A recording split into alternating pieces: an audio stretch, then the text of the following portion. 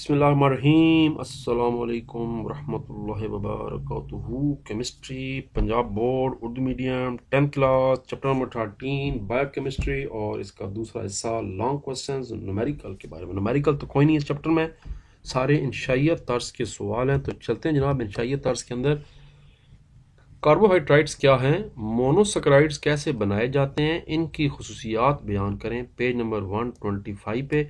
और इसी पेज पे एक छोटू सवाल है जिसको लॉन्ग कहना तो जुल्म है, ये तो शॉर्ट का भी शॉर्ट है, छोटू लॉन्ग भी नहीं कह सकते इसको। ऑलिगोसैकराइड्स की वजाहत करें, ये भी पेज 125 पे है।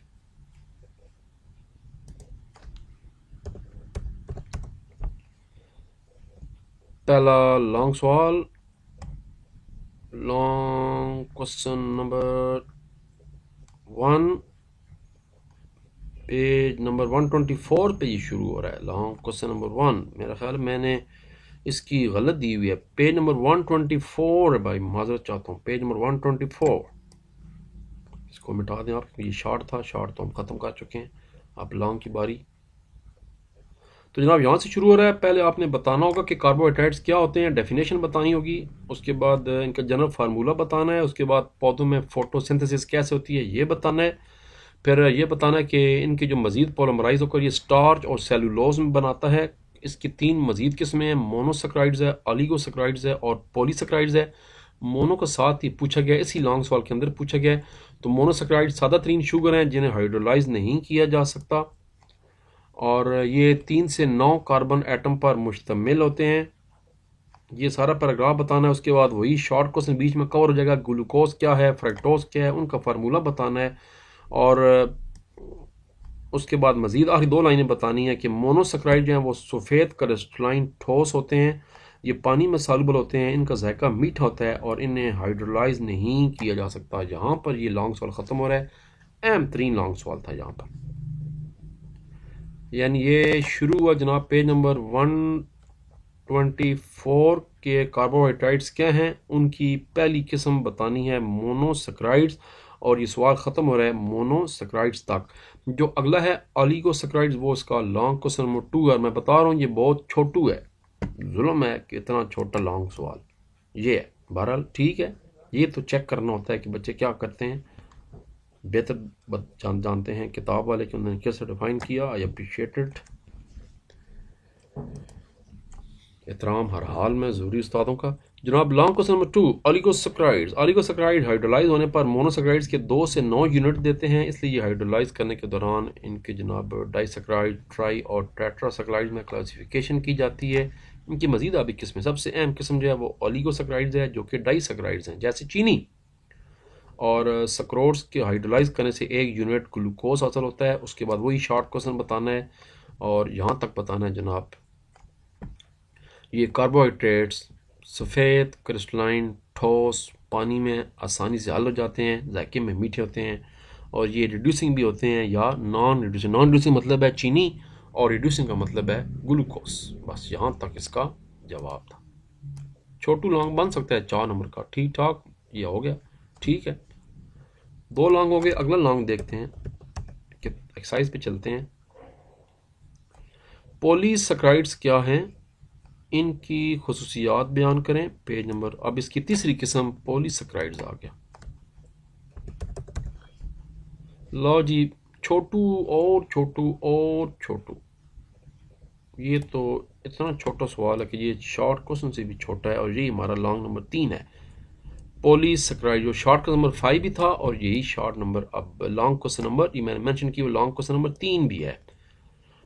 बस यहाँ से शुरू होगा और यहीं पर ये जनाब बेचारा शुरू होने से पहले ही ख़त्म हो गया। ये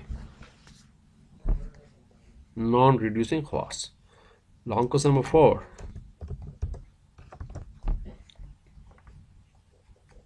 प्रोटीन के सोर्सेज क्या हैं और इनके इस्तेमाल बयान करें। Page number 129। लेकिन दरमियान में एक सवाल नीचे आ गया, उसको पहले ख़त्म करते हैं।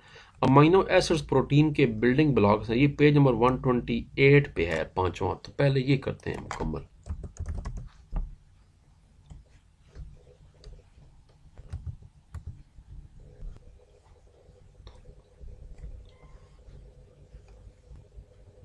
बिल्कुल जी, रिकॉर्डिंग हो रही है अल्हम्दुलिल्लाह। मैं बता रहा हूँ, हाथ हो चुके हैं मेरे साथ जनाब।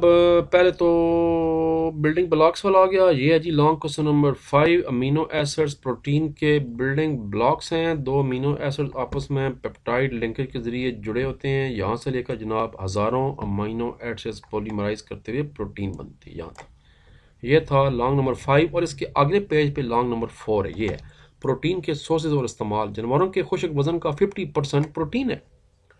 प्रोटीन का एक अलग सोर्स है। प्रोटीन के इस्तेमाल कौन कौन से हैं? ये एनिमल प्रोटीन के सोर्सेज में गोश्त है, मटन, चिकन, फिश, अंडे, क्योंकि ये प्रोटोप्लाज्म बनाने के लिए ज़रूरी है। एंजाइम भी प्रोटीन है जिन्हें जिंदा सेल बनाते हैं।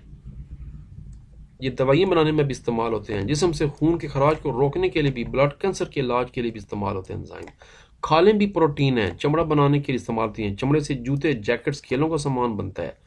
प्रोटीन हड्डियों में पाई जाती हैं। जब हड्डियों को गर्म किया जाता है तो जेलेटिन बनती है। हम शॉर्ट क्वेश्चन भी कर चुके हैं, अब लॉन्ग में भी ये सारा कुछ बताना है। फुल्लो फुल कुल्लो कुल। जेलेटिन बेकरी में भी इस्तेमाल होती हैं चीज़ों के लिए। पौधे भी प्रोटीन्स बनाते हैं, जैसे कि दालें और फलियाँ, ये बीन्स, मटर वगैरह हो गए, ये खुराक के तौर पर भी इस्तेमाल होती है। लो जी, ये था सवाल जनाब, अहम सवाल, शानदार सवाल, इजी सवाल, पूरा का पूरा page number 129, long question number 4।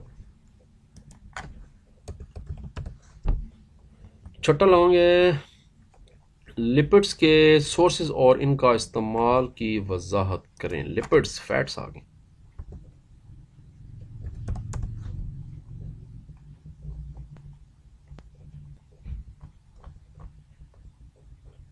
ये जी 130 पेज, लिपिड्स के सोर्सेज और इस्तेमालात। लिपिड्स क्या आती है पहले तो ये बतानी है। ये बहुत ज़्यादा एनर्जी वाली खुराक हैं। ये विटामिन ए, डी और ई के सोर्सेज हैं। ब्रेन सेल्स और सेल मेम्ब्रेन्स बनाने में इस्तेमाल होते हैं। पानी में इनसॉल्युबल है, नहीं घुलते, लेकिन ऑर्गेनिक सॉल्युबल होते हैं सॉलिड्स में। इंसुलेट भी करते हैं हीट को। ये कुदरती तौर पर जानवरों में, पौधों में और समुद्री ऑर्गेनिज्म में पाए जाते हैं। मछली, animal fats, adipose tissue cells पाए जाते हैं। जानवर दूध देते हैं जिससे मक्खन और घी हासिल होता है। इनमें भी होती है फैट। मक्खन और घी खाना पकाने, फ्राई करने, बेकरी की अशिया में इस्तेमाल होता है। एनिमल फैट सोप इंडस्ट्री में इस्तेमाल, साबुन, इसके अंदर भी फैट होती है एनिमल। पौधे ऑयल बनाकर इन्हें अपने बीजों में जखीरा करते हैं, जैसे sunflower oil, palm oil, olive oil, coconut oil. उसके बाद आजकल वो जनाब आपका डालडा, ये जो है कैनोला ऑयल हो गया, घी की शक्ल में भी पका इस्तेमाल होते हैं। समुद्री जानवर जैसे कि सालमन और वेल्स में भी ऑयल का सोर्स है। ये ऑयल भी बतौर अदविया इस्तेमाल करते हैं, जिनको कॉड लिवर ऑयल कहते हैं। ये गोलियां होती हैं विटामिन डी की, मछली की तेल वाली, वो अमूमन सालमन जो है उससे बनी होती हैं। वैसे भी सबसे ज़्यादा दुनिया में जो खाई जाने वाली मशहूर मछली है समुद्री, वो सालमन होती है, सालमन फिश। अगला सवाल, 2 लॉन्ग रह गए। विटामिन्स की अहमियत बताएं। पेज नंबर 135 पे है। और फैट में सॉल्युबल विटामिन्स के सोर्स इस्तेमाल और इनकी कमी की अलामात तरी करें। ये पेज 134। तो 134 पे पहले चलते हैं और 135 पे बाद में चलते हैं। ये जनाब लॉन्ग नंबर 8 आ गया।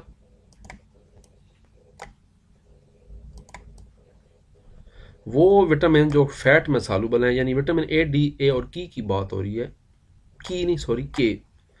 अगर ये विटामिन बहुत ज़्यादा मकदार में इस्तेमाल की जाए जिससे में जमा होकर खराबियों को बायस बनते, इसलिए ज़्यादातर जो है ना विटामिन ये डी वगैरह नहीं लेनी चाहिए। ये इनसे हड्डियों का दर्द और गुर्दों में पथरियाँ बन जाती हैं।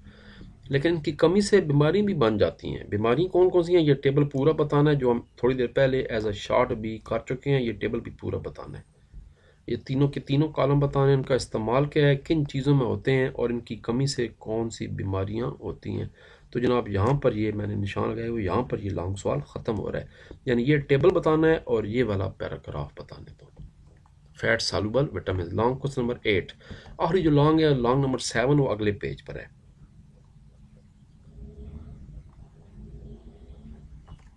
सॉरी, वो पिछले पेज पर है। चलो अब किस पेज पर है? चलो जी, लॉन्ग नंबर नहीं, ये नहीं, गड़बड़ जनाब।